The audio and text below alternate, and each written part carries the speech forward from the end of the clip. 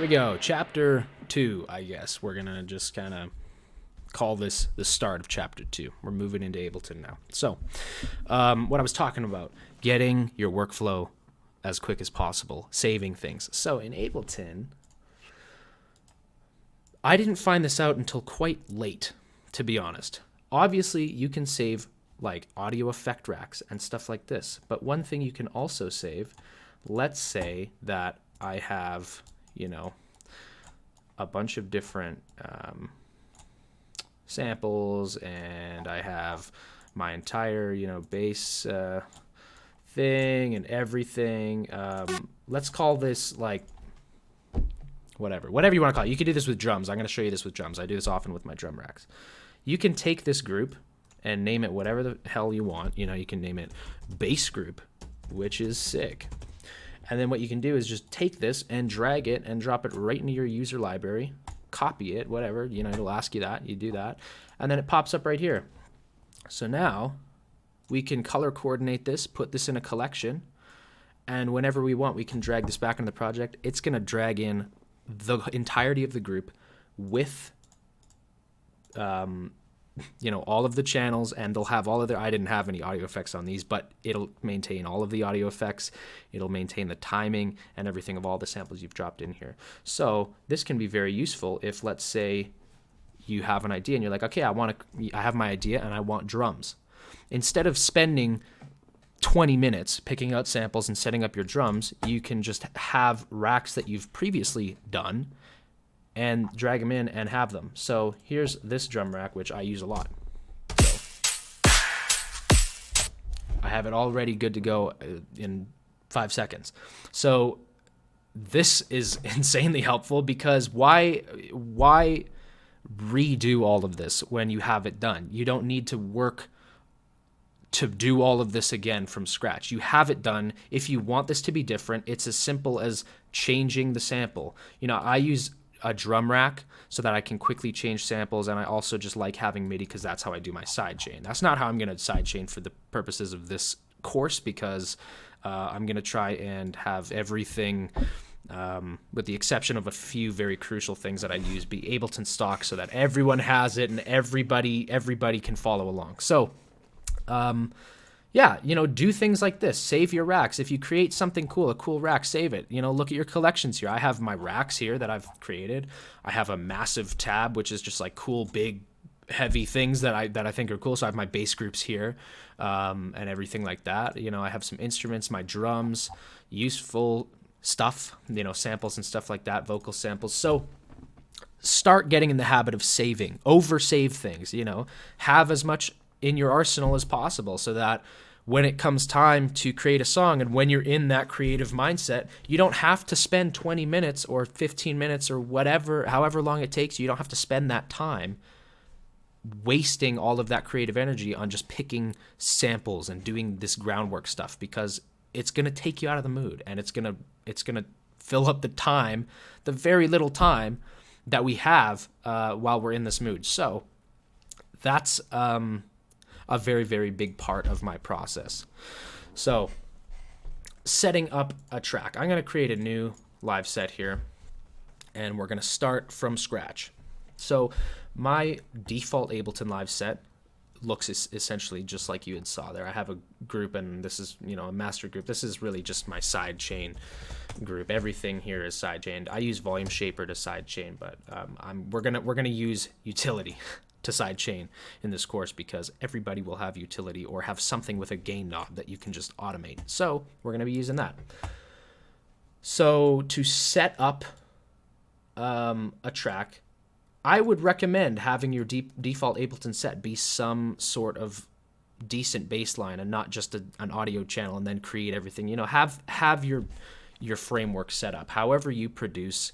If you have 10 MIDI channels, that's like one is Serum, one is Contact, and they're like all this stuff, save it. If you're doing that every time, save it so you don't have to redo it, because there's no point in you redoing it. There's quite literally zero point in you just doing the same task over and over and over if you've already done it 100 times and you have the ability to save it.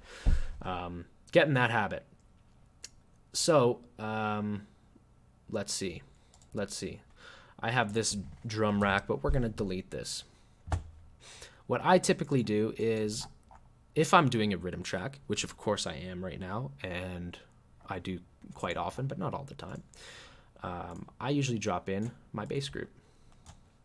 So this looks pretty simple. Oh, I'm going to delete this ghost channel because that's confusing. That's just for the side chain when I was using Volume Shaper.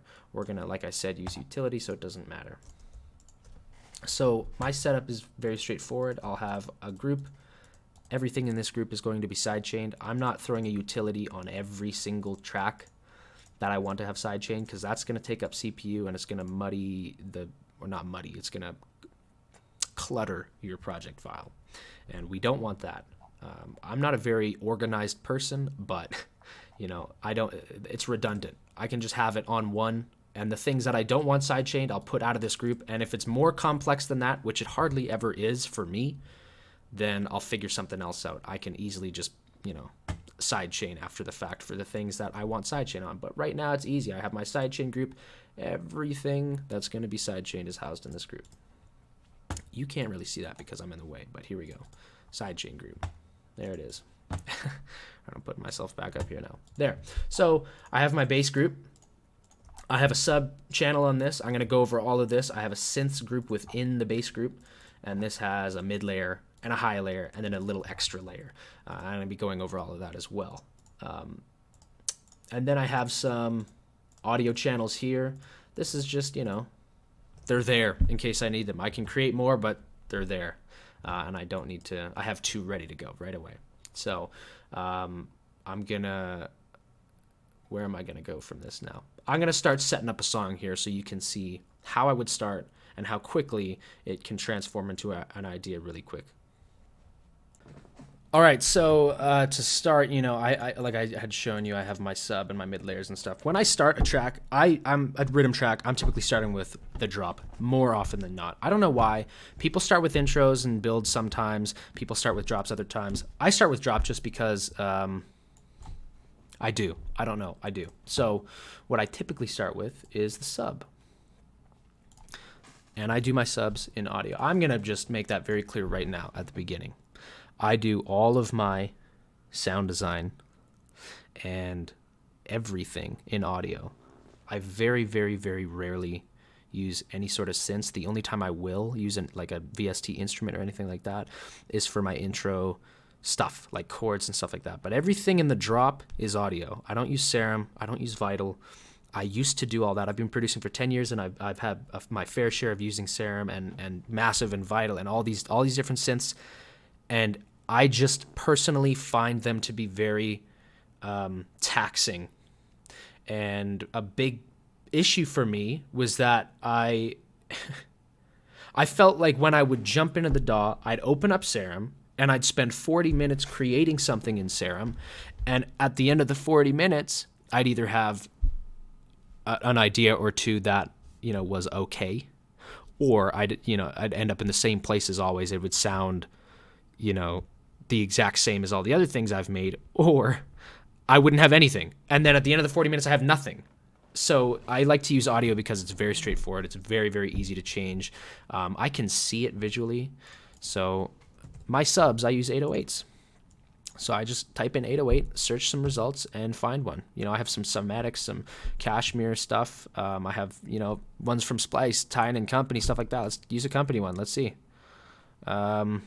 There we go. Let's try this one. I have this a few times, and so here we go. There's the sub. The beauty of using an 808 here is that it's not just a simple sine wave. There's grit to it, and there's a transient to it, and that's a really, really big part of my subs, is having this pitch kind of transient. It goes boom, like that. Sorry, I hope that didn't clip the mic there. But if we stretch this out here, you can hear it. Well,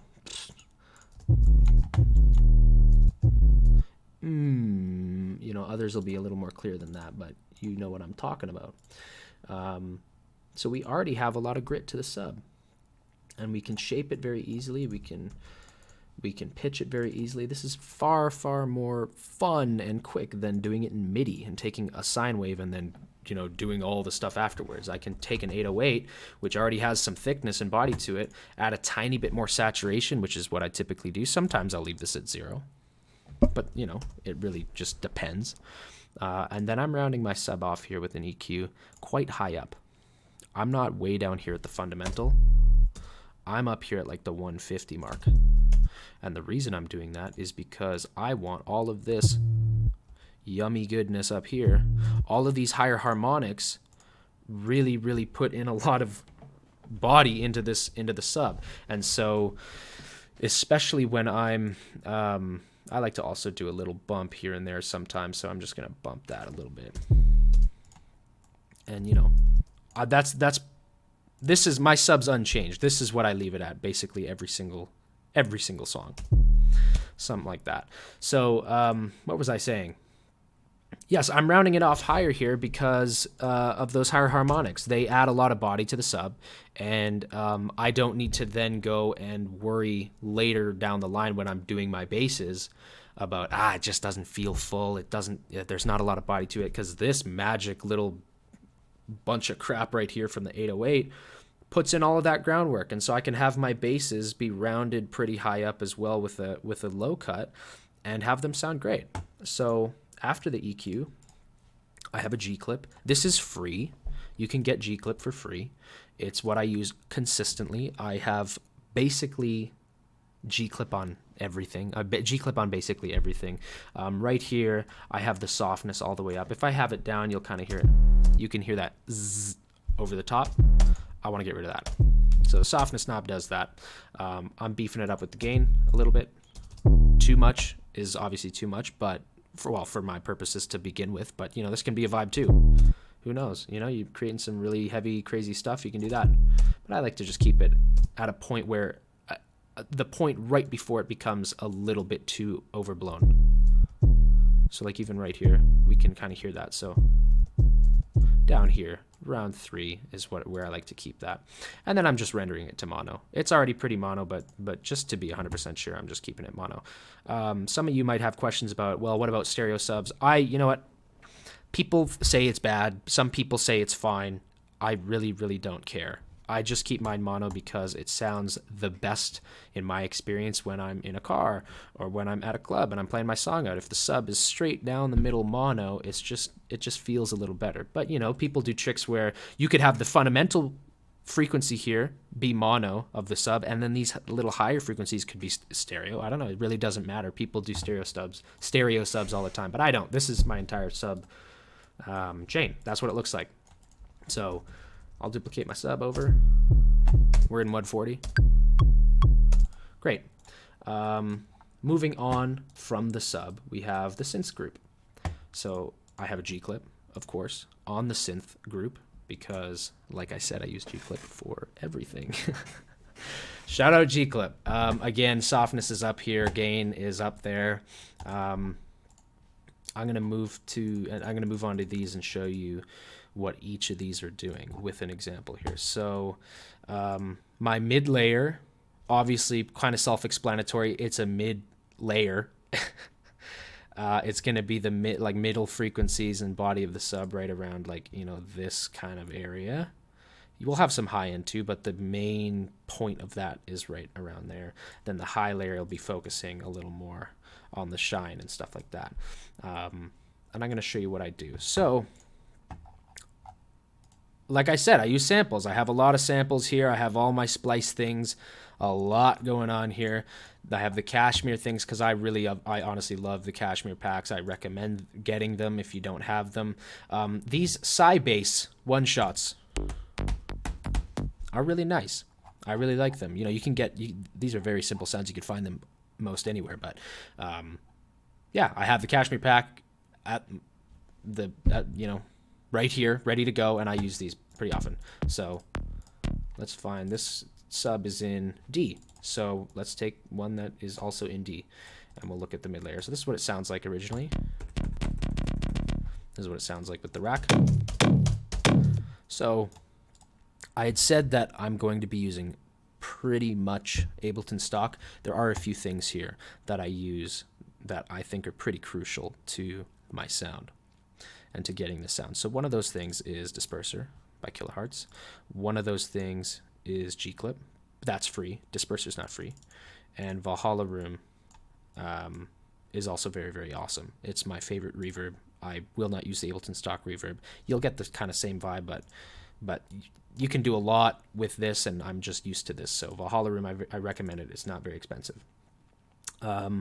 So this channel, to get this sound, there's a couple things happening, but it's very straightforward. And a lot of this, I'm going to be honest with you, is just laziness. So where this came from was my buddy Will Yoked. For those who know who Yoked is, he's a very, very talented artist. He went to school with me. I met him at Icon Collective in Los Angeles. And he had sent me a bunch of racks, and a lot of them were just stupid things that he had thrown together to, just screwing around.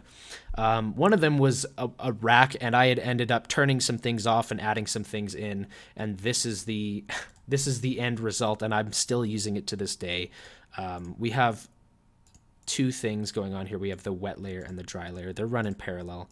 For those who have no idea how you would set this up, if we multi-select here, right-click and group, or Control-G to group, you want to practice getting your key map, whatever. You want to practice getting quick, so get your hotkeys, or not hotkeys, whatever. You know what I mean? Practice doing commands. That's it, key commands.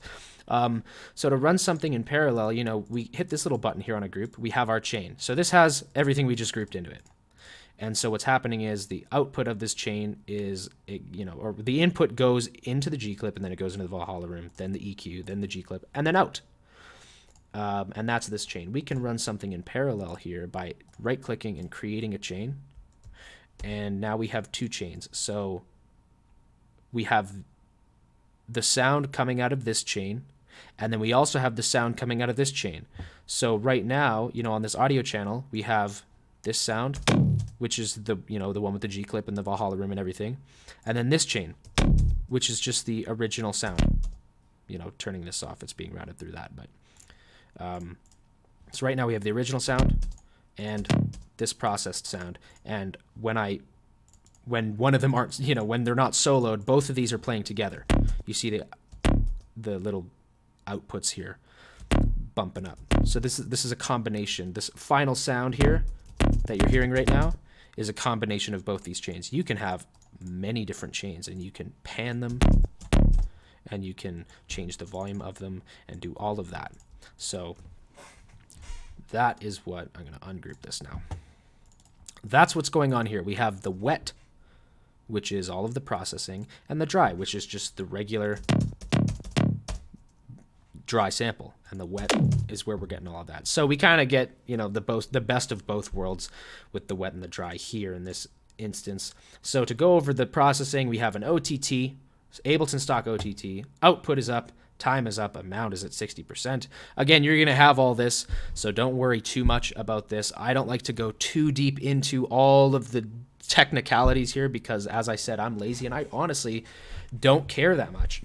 If it sounds good, it sounds good. That's what you should be focused more on at this point for sure. And especially when it comes to creating a captivating song, you could be a genius and know all the ins and outs of all of these plugins and know exactly what they're doing. And then you could make the most dog shit song in existence because you have no idea how to create. So I focus less on this. It is good to know this, and I've been producing for a long time, and so I know what all of them kind of do, and I went to school for it, so I know what all of them kind of do. But again, Will had sent me this rack, and it's very just thrown together and silly. So we have an OTT. Following that, we have a saturator.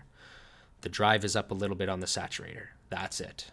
After that, we have a Zorbus. Now this is an Ableton 10 chorus effect thing. Now, I know in Ableton 11, they've changed the chorus to be the chorus ensemble, so you're not going to find Zorbus if you look it up here.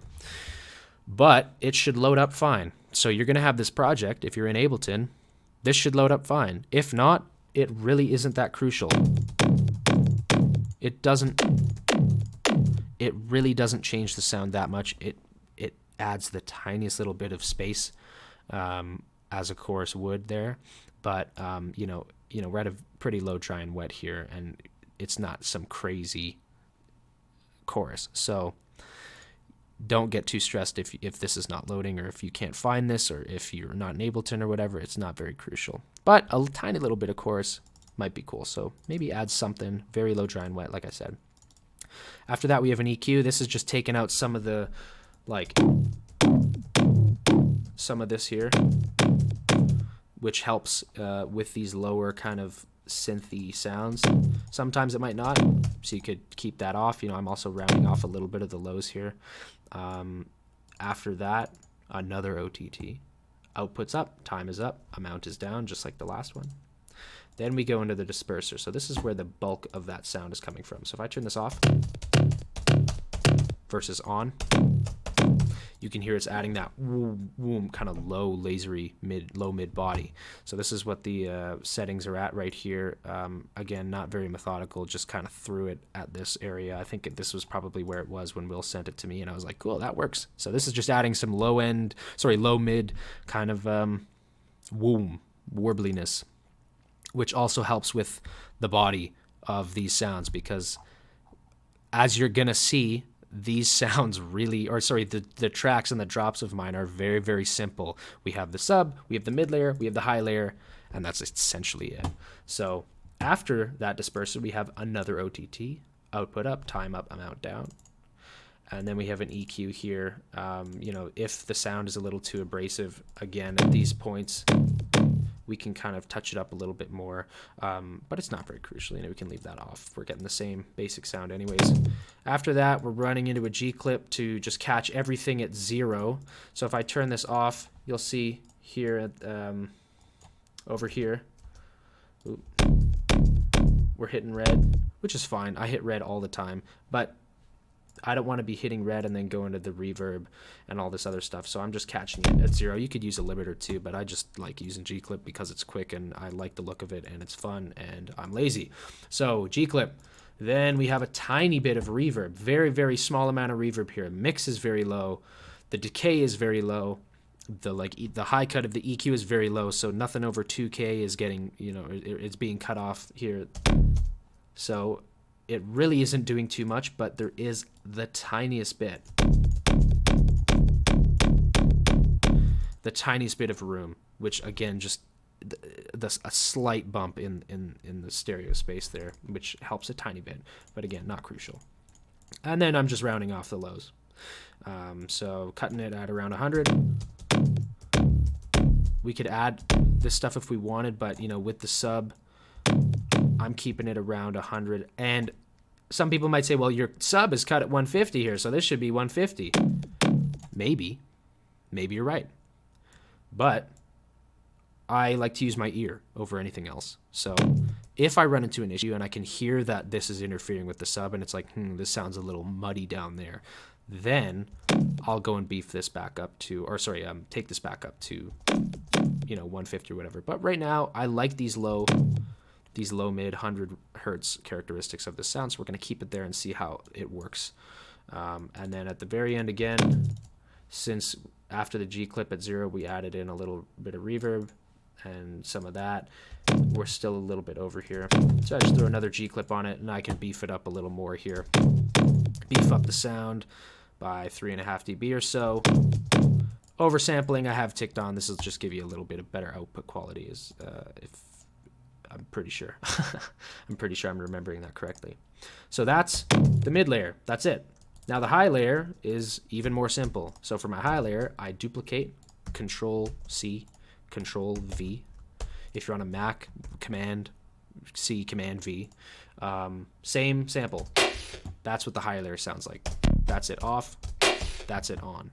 So it's much higher, as you can hear. And it's more straightforward. Again, OTT, output is up, the time is down, amount is up, and the output knob over here is down all the way.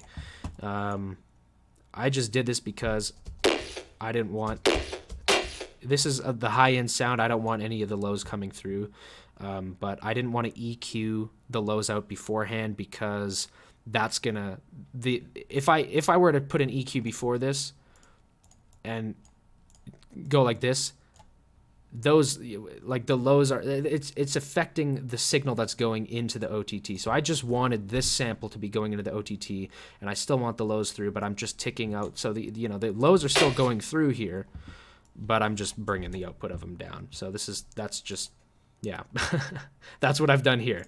Very, very mastermind kind of thing. The Valhalla room here on this channel is a little different than the Valhalla room on the mid layer. So we have the mix all the way up, and we have the decay very low still and the depth very low still. And what this is doing is, instead of like reverberating the sound out and adding in a tail, this is more so just throwing the sound into the stereo space by having this mix at 100%. So that's it with no mix, obviously. And as we turn that up, we have none of the dry signal left here. So we just have the stereo signal from the Valhalla room here being run through. So I'm not really I'm not dealing with any sort of phasing issues because these are quite different sounds. They're the same sound, you can kind of tell. They sound very similar, but they're different. So I'm not running into any phasing issues by having a duplicate sound. For those who don't know what phasing issues are, it's basically where if you have two sounds that are the exact same waveform like this, and they're playing the exact same thing, it kind of cancels each other out, and you're going to get this weird kind of watery effect, you know. So if you have a vocal and then you duplicate the vocal and you throw a reverb on it, you might hear that it sounds kind of like you put a phaser on it.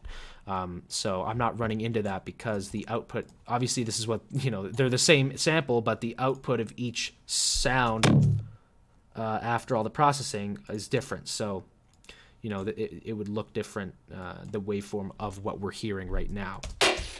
So I'm not running into any phasing issues here. That's how both of them sound together. Oh, I didn't finish going over this. So after the Valhalla room, with the mix up, the decay down, you know, if we turn the decay up, then it'll ring out, but I don't really want that. I just want the room. So after that, we have a little transient shaper here by Kilohertz. This, you know, this is just making it a little more stabby like that. Like you can see here, we have the attack bumped up and the pump there as well. You can hear how that's making it a little more stabby. Then we're rounding off the lows. This one obviously much higher up at 356 hertz. It's just so we're getting the highs and some of the higher mids and then the high end there. And then again, G-clip. This one's being slammed all the way, and softness is all the way off here. So it's just making it super, super loud. If I A-B it, yeah, it's just super loud. So that's the mid layer and the high layer. The extra layer is the exact same, you can see here, the exact same processing as the high layer. It's OTT Valhalla room, transient shaper, EQ, G-clip, except I've thrown in in Ableton 11, there's the spectral time delay. So I have a preset, which I like, thrown in there. And there's also I don't know why I put in a preset for this, but this is just a frequency shifter. So for the extras tab, I'm going to show you what that looks like. It's the same sound, right? We have the OTT, Valhalla room, transient shaper, EQ, G-clip. And then if we want to change it up a bit, this would be for like higher little things like that. So that kind of ringing is coming from the delay here. And then we can beef it up with the frequency shifter, and then we can have this little, can have a little thing like that if we want. So again, I don't always use this. It's just extra in case the idea needs a little extra push from some things. So that's the processing on the whole thing. The synth group again has just a G-clip, and the main bass group I have bass clefs easy washout. This is I got this so long ago, and I think you could probably find it online. It's just an Ableton rack. It's just a washout, so I use that a lot. It just washes out the sound with some reverb and some EQ and some delay. So this is with it off, and then this is it with it on. So I use this a lot for buildups. I use this a lot for pre-drops as well. So I'm going to show you how I would use that in practice. So now that we've gone over all of the processing for this, I'm going to show you how I would start an idea.